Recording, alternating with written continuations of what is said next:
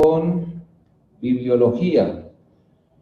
Vimos varios capítulos con generalidades sobre la diferencia entre revelación, Dios se da a conocer a sí mismo y da a conocer su obra en todo sentido.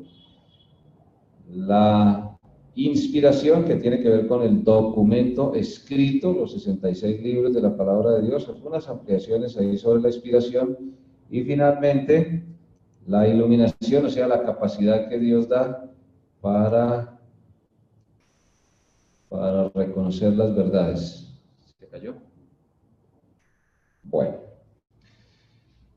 En los pocos minutos que nos quedan, vamos a la lección 6, canonización. Si han tenido la oportunidad de leerla, pues hay un conjunto de reglas, de normas, de leyes para reconocer cuáles libros son inspirados, cuáles no son inspirados. Entonces, lo primero que hay que aclarar es la definición de canonicidad o de canon.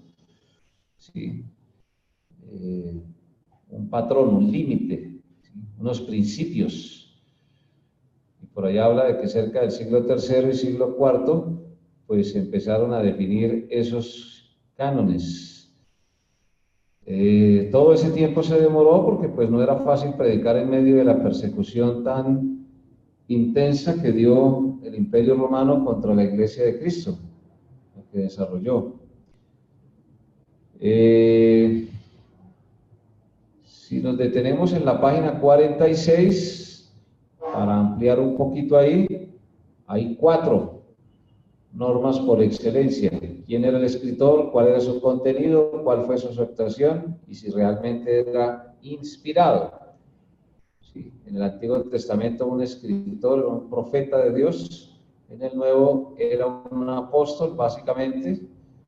Pero obviamente también hubo personas que Dios inspiró. En el caso de Lucas. Lucas no fue apóstol, pero sí fue compañero de los apóstoles. Entonces, no sobra recordar que en Efesios capítulo 2, verso 20, Efesios capítulo 2, verso 20,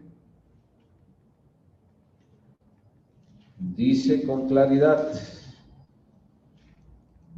el origen de la canonicidad de la Biblia. Ahí está fundamentada la regla por excelencia. Si alguien lo puede ayudar a leer, mucho mejor, por favor. Efesios capítulo 2, verso 20.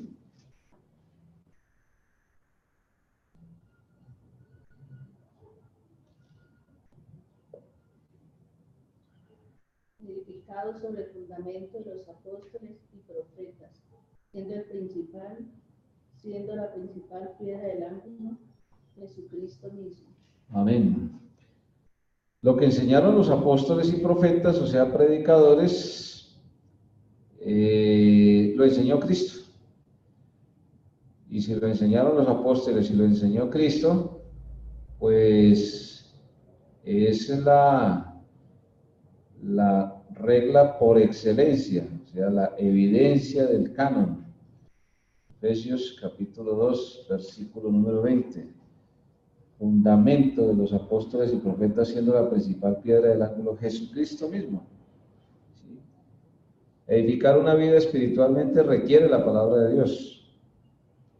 Ah, pero es que es un aborigen que vive en la selva y nunca allá le va a llegar la Biblia.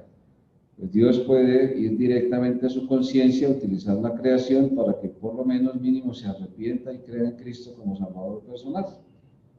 Ahí lo dice en el libro de Romanos, en el capítulo 2.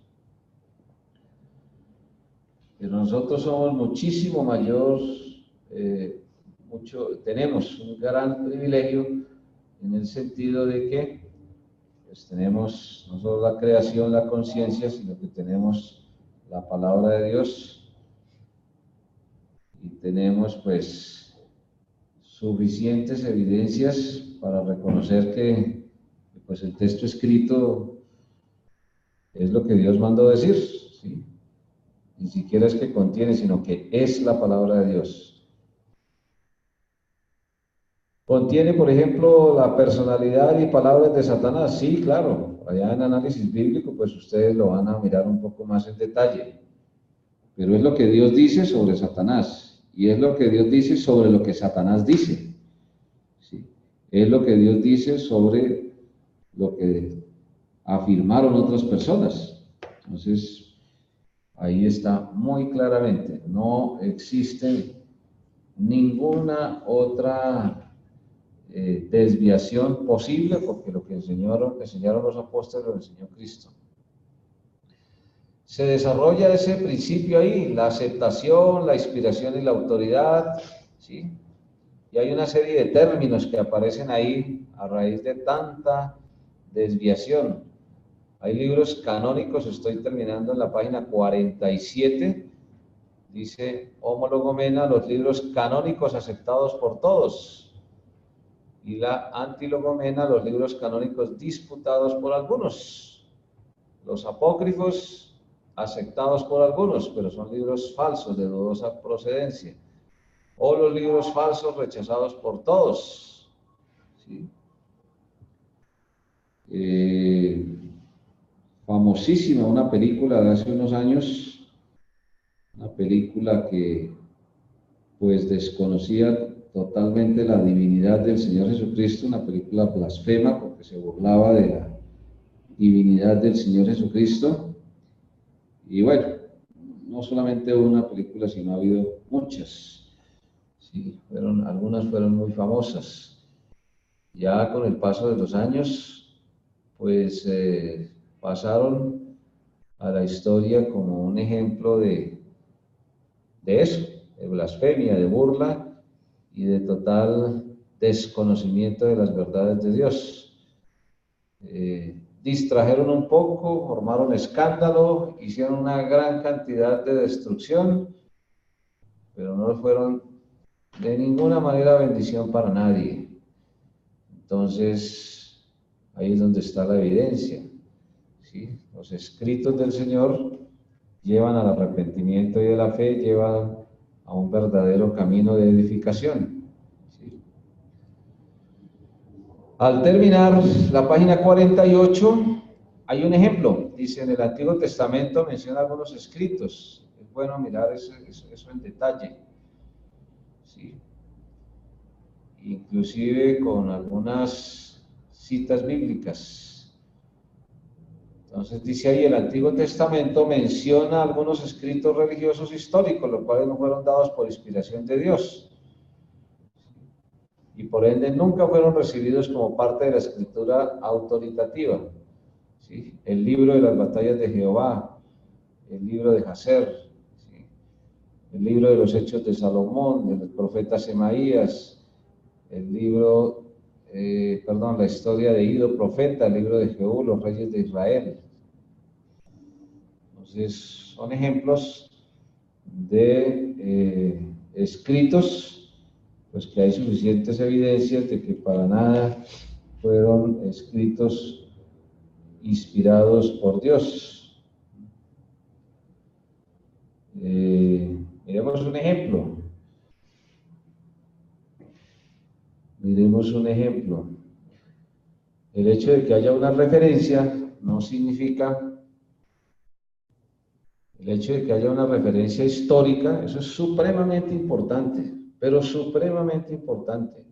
Aquí hay una referencia histórica, pero eso no quiere decir que esos libros históricos también fueran inspirados, ¿sí? Que es lo que pasa con muchas proyecciones cinematográficas, ¿sí? Se utilizan, por ejemplo, nombres de personas. Frecuentemente se utiliza a María Magdalena y se le asocia con el Señor Jesucristo en situaciones que para nada ni edifican, ni mucho menos están respaldadas por Dios. ¿Sí? Judas, por ejemplo, se usa mucho el caso de Judas Iscariote también. Son personajes, ¿sí?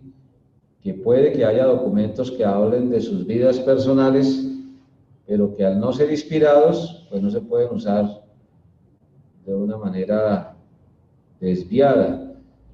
Aquí en Números 21, cuando está hablando de algunos líderes que fueron derrotados por impedir, por tratar mejor de impedir la victoria o el avance del pueblo de Dios mejor. Dice en Números 21:14, por tanto se dice en el libro de las batallas de Jehová, lo que hizo en el Mar Rojo y en los arroyos de Arnón. Y el 15 dice, y a la corriente de los arroyos que va a parar en Ar y descansa en el límite de Moab. ¿Sí? Y hay una narración ahí. ¿Qué es lo inspirado? Lo inspirado es lo que aparece ahí en el libro de Números. Pero lo demás, que aparece en el libro de las batallas de Jehová, se llamó de esa manera históricamente, pues no, entonces no se debe confundir una referencia con un texto inspirado. Son dos cosas diferentes. Muy bien, hay pruebas de la autoridad canónica ahí. ¿Sí? Y hay una serie de explicaciones. ¿Alguna pregunta sobre esto? No sé si lo han podido leer, si lo han podido mirar un poquito en detalle. Ahí hay una lista de apócrifos en la página número 52. Bastante amplia esa lista.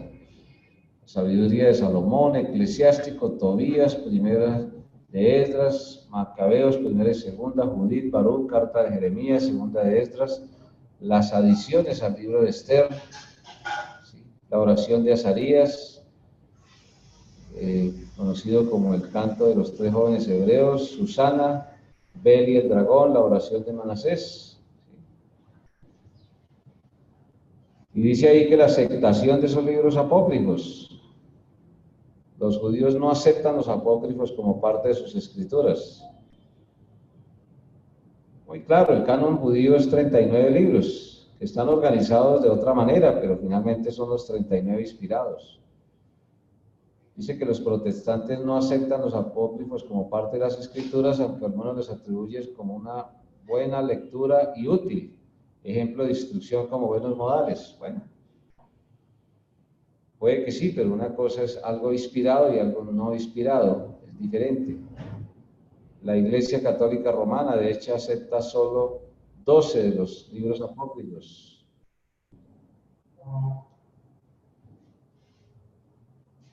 Y por último,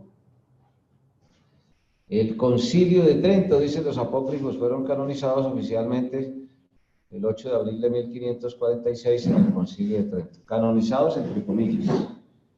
Realmente no son canonizados porque no cumplen las normas bíblicas de estar de acuerdo con el resto de la palabra de Dios. Contradicen enseñanzas como la del purgatorio, ¿sí? O como la de intercesión de María, entre comillas, como la de la oración a lo que ellos llaman santos, personas que han fallecido ya, plegarias a los santos, ofrendas, ¿sí? Toda esa cantidad de desviaciones. Bueno, no sé si hay alguna pregunta, por favor.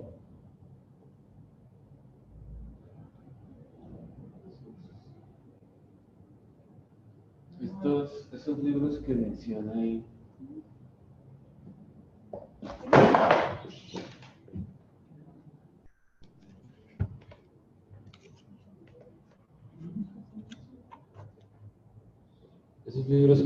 ahí, como referencias del Antiguo Testamento, pero que no hacen parte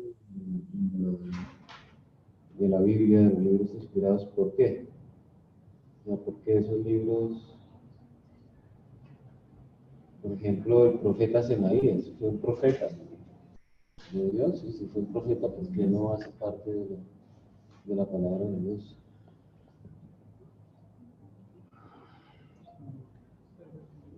Porque no era necesario incluirlos. Miremos el texto para Josué capítulo ¿qué?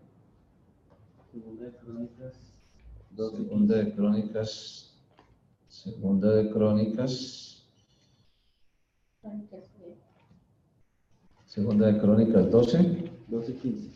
15.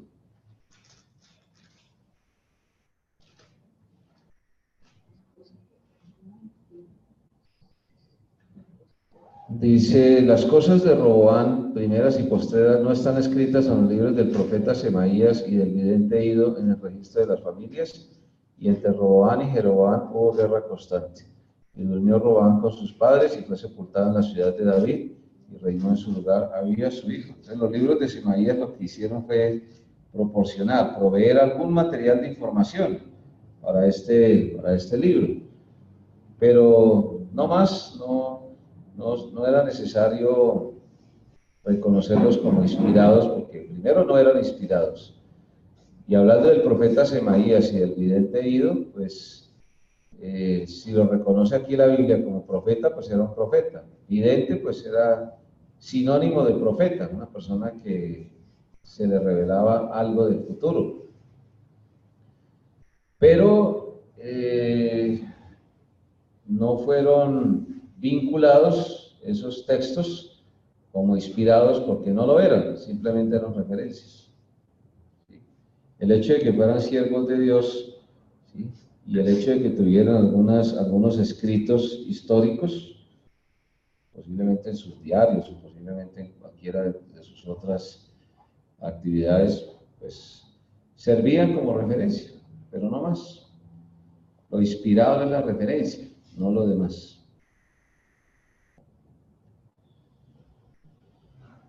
Bueno, muchas gracias. No sé si hay alguna otra pregunta, alguna otra inquietud, por favor.